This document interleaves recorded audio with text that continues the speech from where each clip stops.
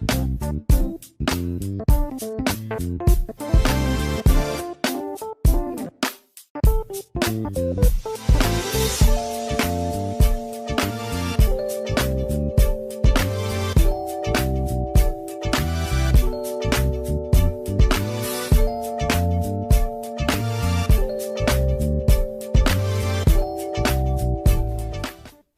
I'm Max. Hi, and I'm Denise. And welcome back to another edition of Urban Lifestyles. And it is officially my time of year because it is getting hot, hot, hot. I'm loving it, loving it, loving it. I'd rather perspire than to shiver in the cold. You are correct. And one thing about Kentucky, we know even though we're having hot weather today, if you stay here long enough, it could be cold tomorrow, right? You never know. And, you know, when the Derby comes and all the fluctuations in the temperatures, who knows? But I'm loving it. Yeah, you are correct. One of the things that we always want to talk about, of course, is COVID-19. And we want to encourage everybody, if you haven't, to make sure that you get your vaccination. It is so important.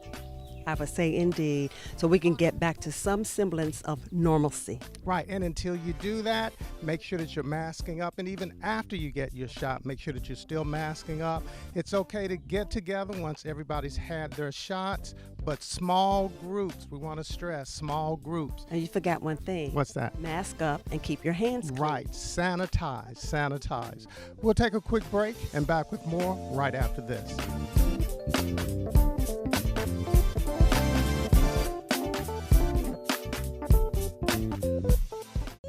Hey. Hi. It's time to crack an egg. Easy, any style egg works here. Or smile. Well done, this looks great. Time to share a story. I have a great way to start our discussion. With old friends or new ones. When you're a caregiver. Time to breathe in. Inhale up, good job. Then let it all out. It's never been easier to connect, learn, and have fun. Cheers. So let's do it together. Come find us at aarp.org/near you. 6.5, your man Nick Cannon is in the building and we taking over. We gonna be wilding every morning. About to have some fun, y'all. Let's go up! Locking in to the Nick Cannon Morning Show, 6 to 10 on B96. Well, you know, we got this interview coming up that you did with Tony Parrott at MSD, and it's talking about infrastructure. And, you know, regardless of the season, regardless of the weather, MSD is always on the job, keeping us safe. And what you're doing is finding out how we are staying connected through them. I love it because MSD always stays on the forefront. They always have their finger on the pulse, and it says a lot for the city of Louisville in comparison to other cities as well. But I don't want to steal any more thunder, so let's just take a look. So I'm here to do a very fascinating subject matter with MSD today, and I want to welcome back again Mr. Tony Parrott. And Tony, welcome back again. Thank you for coming back. I'm finding today's topic to be so fascinating to me because recently on the news, I was hearing about under the Biden administration where they're coming with some proposals for helping infrastructures for different cities. And when I heard it, I'm like, now what does that mean and how does that all unfold? So you're going to be here to explain to me because I understand that you are engaged with other cities nationally as this is unfolding and coming out. So what does all that mean? Well, thank you. We have had a lot of conversations with our peer utilities across the country. And for decades, actually, we've been lobbying for more investment in water and wastewater infrastructure. A lot of our cities across the country have infrastructure that dates back to the Civil War days and even earlier.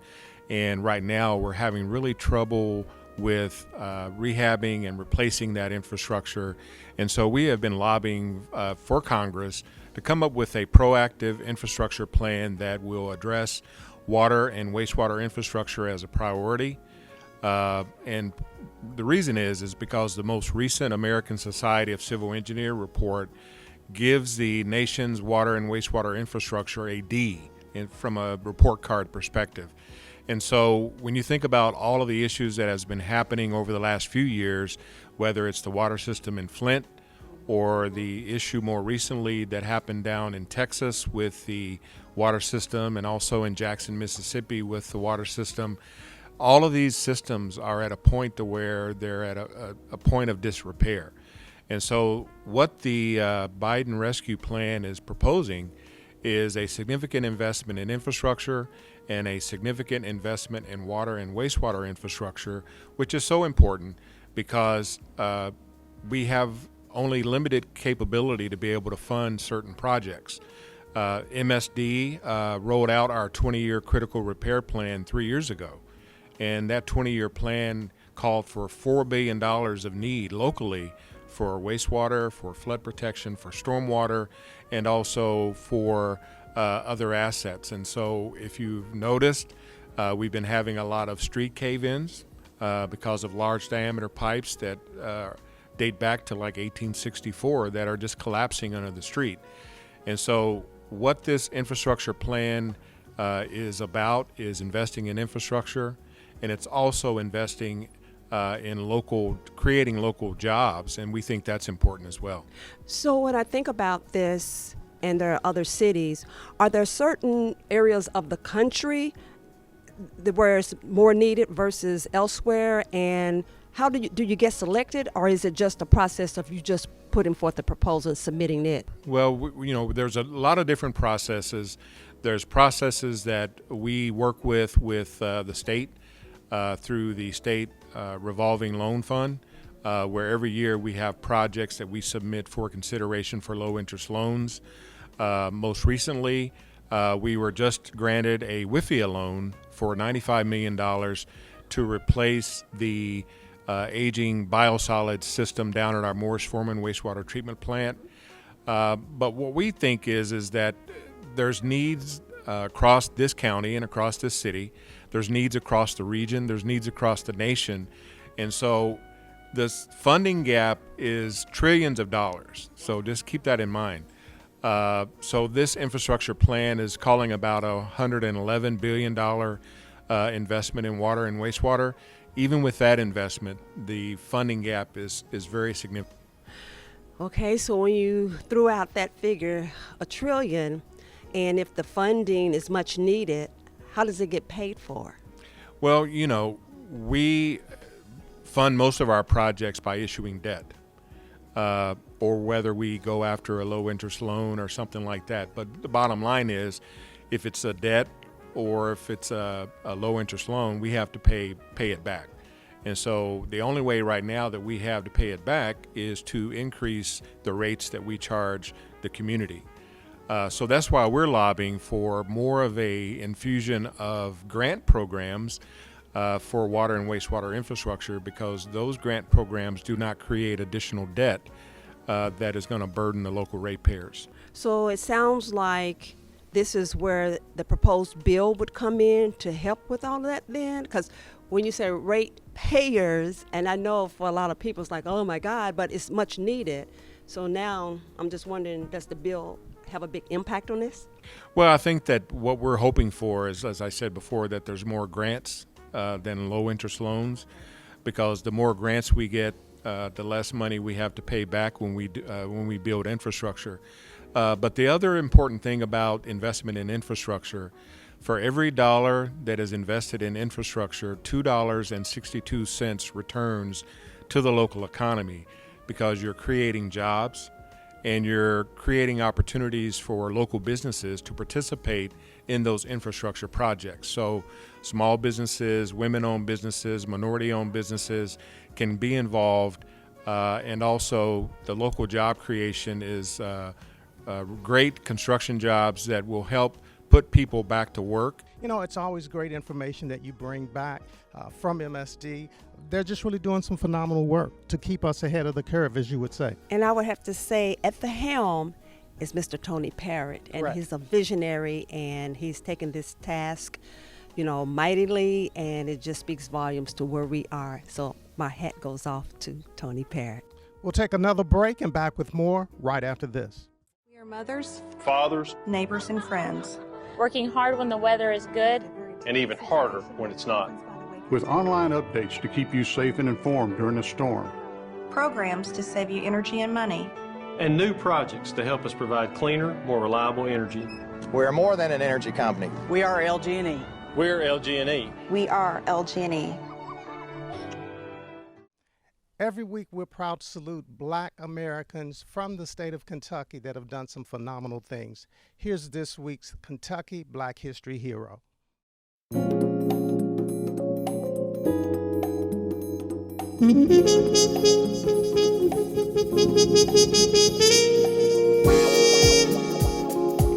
Gloria Jean Watkins, better known by her pen name, Bell Hooks, is an American author, professor, feminist, and social activist. The name Bell Hooks is borrowed from her maternal great-grandmother, Belle Blair Hooks. She was born September 25, 1952, in Hopkinsville, Kentucky. Watkins was one of 6 children born to Rosabelle Watkins and Beatrice Watkins. An avid reader, Watkins was educated in racially segregated public schools, later writing that this is where she had experienced education as the practice of freedom. She describes the great adversities she faced when making the transition to an integrated school. On her road of education, she graduated from Hopkinsville High, Stanford University, master's from University of Wisconsin-Madison, and she obtained her doctorate in literature at the University of California, Santa Cruz. The focus of Hooks' writing has been the intersectionality of race, capitalism, and gender, and what she describes as their ability to produce and perpetuate systems of oppression and class domination. She has published more than 30 books and numerous scholarly articles, appeared in documentary films, and participated in public lectures. She has addressed race, class, and gender in education, art, history, sexuality, mass media, and feminism. And in 2014, she founded the Bell Hooks Institute at Berea College in Berea, Kentucky.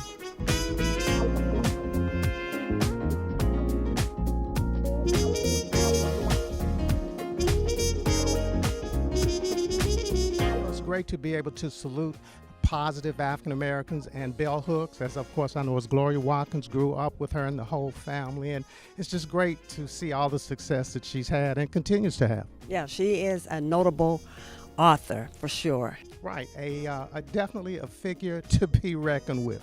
Powerful woman, right? And you know her, grew up with her. That is right, right.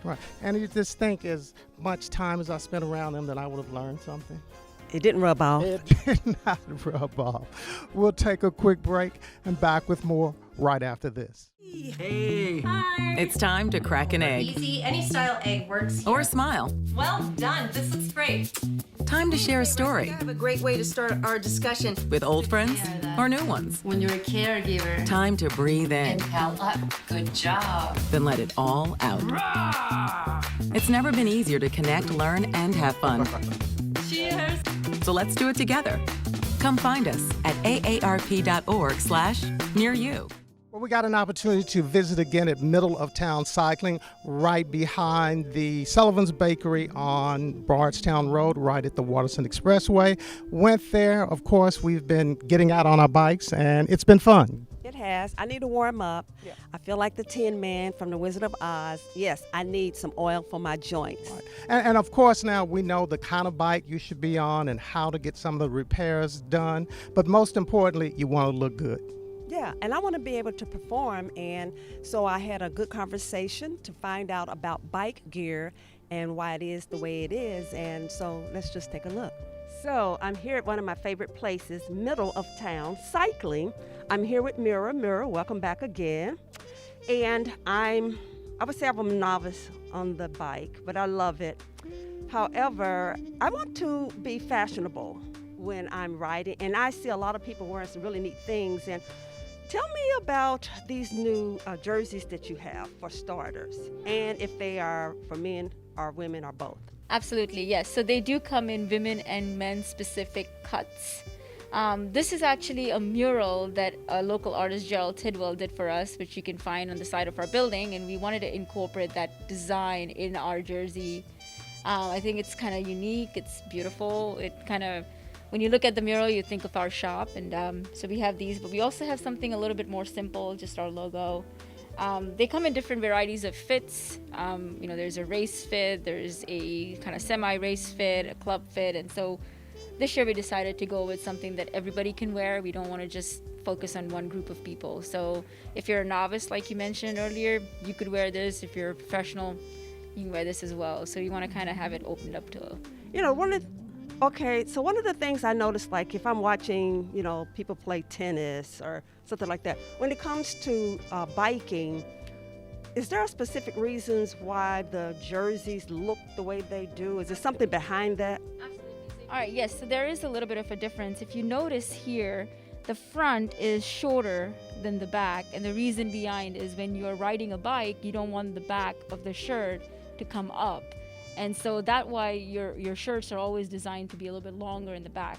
What you also have in the back is some pockets. So you can put your nutrition, you can put your cell phone, if you have your ID, some cash, and things like that. And so this is why these are how cycling jerseys are made. And so very specific. And then of course this is a women's cut, so it's a slightly more narrower cut. It's a little bit more fitted. Okay, well, that makes sense to me because it's like I grab them, but the way I think is I want to know the reason behind and the design of it. Now, share with me about the design of the shorts. Absolutely. If you notice, again, there's going to be the women's cut and the men's cut. They're also going to have what we call a chamois here. And so it's like a little padded material, and that helps you for longer distance riding and helps you, prevent you from getting sore, which, you've got to use with what we call chamois butter, and you kind of put that on and you put it on there and and then you're good to go. No more hurting down there. Absolutely, yeah. And those are also available in small packets. They come in different variety, different kinds of ingredients in it, and you're welcome to pick up a sample piece, and then if you like it, you can stick with that brand. Okay. Now, a lot of people wear these tight-fitted shorts. Here's some over here that are more loose-fitting. And then I also see the women wear like the little skirts. What do women really prefer who are riding the bike? Most people who ride on a regular basis, the reason why they're tight is because obviously aerodynamic. You don't want things flapping around when you're trying to, say, ride fast and have a certain PR or ride a certain cadence. You can, however, if you're just doing casual riding, just wear another piece of clothing on top of this, and that's completely fine if you don't want something like this. You don't want to ride with something like this, but it's recommended that a chamois be worn when you're riding a bike. Those over there are what we call mountain bike shorts. So they still have a chamois liner inside of them, but it's people who mountain bike and they have different kind of pockets. If you notice, they have more zipped pockets, so nothing actually falls out when you're riding. And then I see it looks like a little windbreaker, because I know like the Tour de l'Eau, the morning was so cold. Absolutely. And so basically riding apparel comes in like different varieties of like styles in terms of weather condition outside. For example, when you ride in the winter, you have all the winter clothing, and depending on what weather, you check your weather before you start riding. And something like this, where it's just like a small wind barrier jacket, you can also easily fold it away and like make it into a bag and then just tuck it in the back of your jersey and you're good to go. It's always great catching up with them over at Middletown. And, when she was talking about riding and you just put on your bike gear, going commando, I don't know if I'm ready for that. How about you? But it's best to do that. And what's going to help me is getting the butter for the chafing. Yeah. So I didn't know about that. So more padding on my seat and with the butter, that'll help. I guess you're right. We'll find out. We'll take a quick break and back with more right after this. We are mothers, fathers, neighbors, and friends. Working hard when the weather is good, and even harder when it's not. With online updates to keep you safe and informed during the storm. Programs to save you energy and money. And new projects to help us provide cleaner, more reliable energy. We are more than an energy company. We are LG&E. We're LG&E. We are LG&E. Hi, it's Herlin Robinson from Magic in the Afternoon on Magic 101.3. And man, we got a lot popping off on this station. When I tell you a lot, I'm talking about a lot.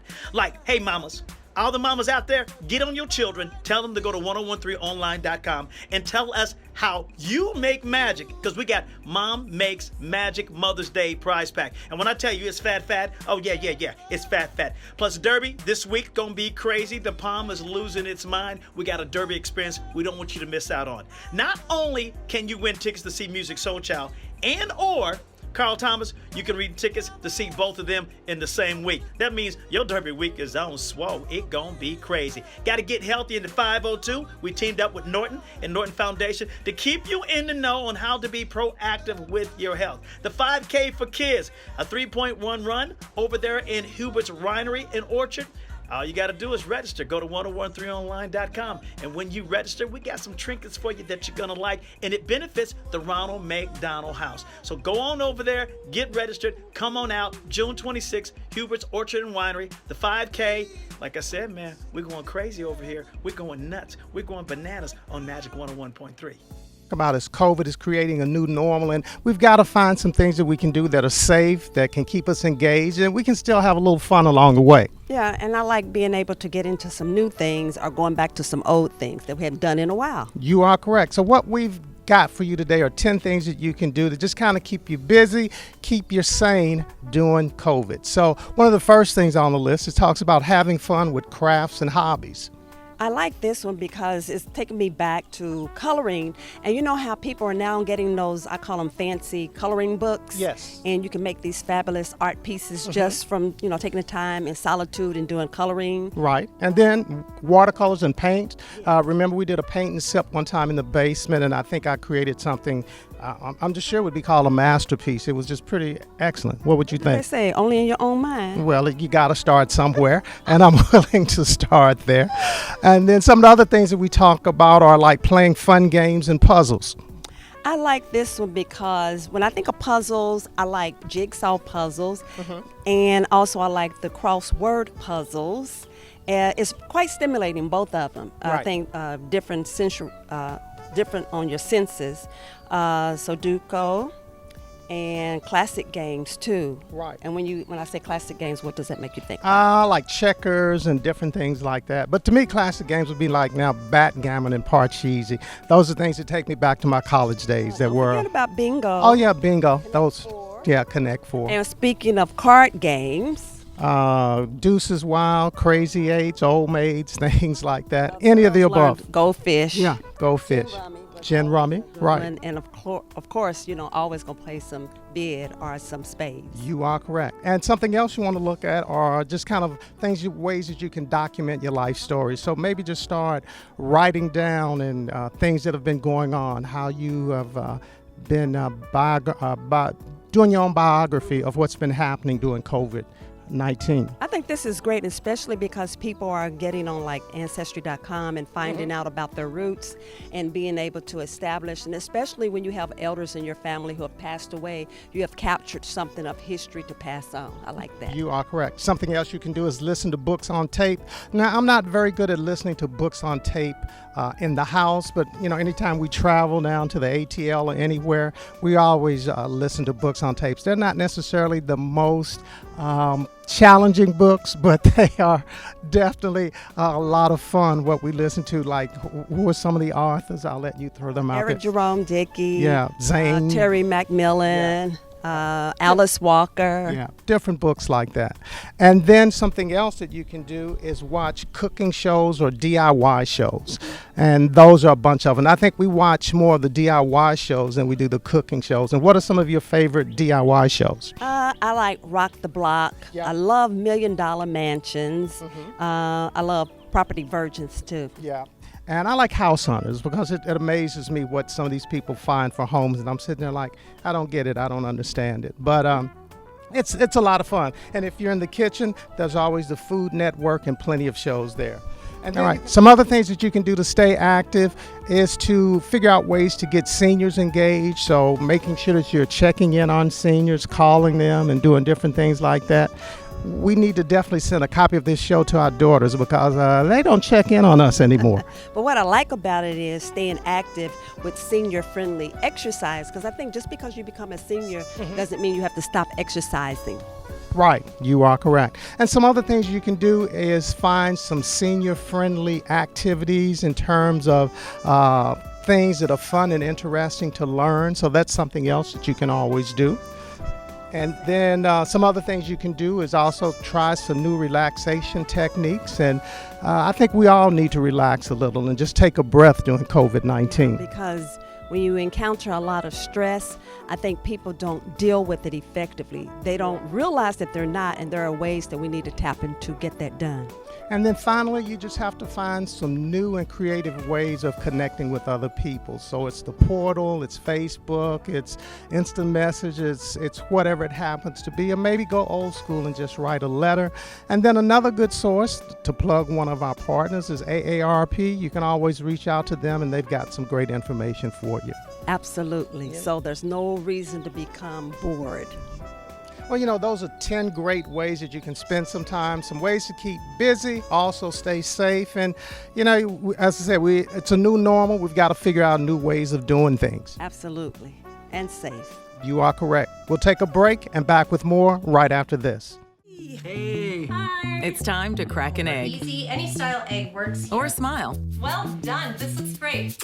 Time to share a story. I have a great way to start our discussion. With old friends or new ones. When you're a caregiver. Time to breathe in. Inhale up. Good job. Then let it all out. It's never been easier to connect, learn, and have fun. Cheers. So let's do it together. Come find us at aarp.org/near you. 6.5, your man Nick Cannon is in the building and we taking over. We gonna be wilding every morning. About to have some fun, y'all. Let's go up! Locking in to the Nick Cannon Morning Show, 6 to 10 on B96. Your mothers, Fathers, neighbors, and friends. Working hard when the weather is good. and even harder when it's not. With online updates to keep you safe and informed during a storm. Programs to save you energy and money. And new projects to help us provide cleaner, more reliable energy. We're more than an energy company. We are LG&E. We're LG&E. We are LG&E. Well, this is a very different Derby because normally we're out covering all the Derby events, and we look forward to bringing you all the highlights, but this year we decided to play it a little close to the vest and stay home because of COVID-19. And if you did go out, we hope you were safe. Yeah, that's the operative word, safe. Yeah. This a little bit different of a derby this year because all the activities didn't come back per se, and they are scaled down in regards to attendance, but people are getting back a little bit in gear, and I would say by next year we should be back in full swing. That's right, 2022. You know what? I think that's our show. Oh, that's our time. And we'll see you back here next time on Urban Lifestyles. Bye. Bye-bye.